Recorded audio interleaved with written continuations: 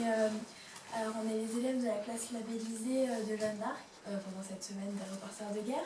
Déjà, est-ce que vous pouvez vous présenter s'il vous plaît? Donc Maryse, moi je travaille ici au Radar depuis quelques temps déjà et je présente les différentes expositions aux visiteurs.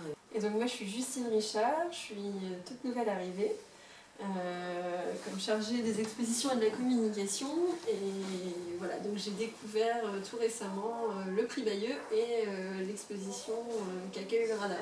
Et personnellement, votre avis sur cette exposition? Donc moi je suis assez contente parce que en fait le Radar accueille donc pour le prix Bayeux tous les ans une exposition.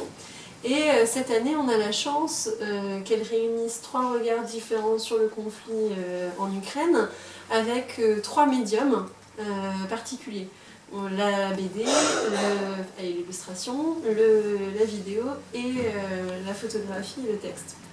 Et du coup, ces 3 médiums, c'est des médiums qu'on va retrouver aussi dans l'art contemporain, puisque le Radar a pour but normalement de présenter de l'art contemporain. Donc là on a une sorte de passerelle qui se fait entre notre fonction première et le prix Bayeux. 2 auteurs, du coup on dit plutôt auteurs que artistes, même si c'est vrai que, comme je le disais, ils ont un regard très personnel et du coup auteur ça englobe à la fois un parti pris esthétique mais aussi leur place de reporter dans cette aventure. Moi, c'est leur côté humaniste en fait, c'est la démarche, c'était pas vraiment une démarche journalistique, c'était vraiment à la rencontre des gens qui vivaient là-bas et vraiment une démarche humaniste qui est assez intéressante. C'est pas quelque chose de factuel, hein. On est vraiment dans le sentiment et je trouve qu'ils ont bien retranscrit ce qu'ils ont pu découvrir. Une partie que vous préférez le plus en fait? Moi j'avoue que c'est le mapping. J'aime beaucoup la façon dont est représenté et dont les 3 médias en fait sont mélangés avec le dessin qui apparaît, qui va donner une autre vision de la vidéo qui est en train de se dérouler. C'est quelque chose que j'apprécie tout particulièrement et d'être vraiment dans un univers avec le son qui est très fort. On est vraiment happé en fait par ce qui est enveloppé par ce qui se passe. Moi je me suis pas encore assez familiarisée avec la vidéo et les séries avec la vidéo.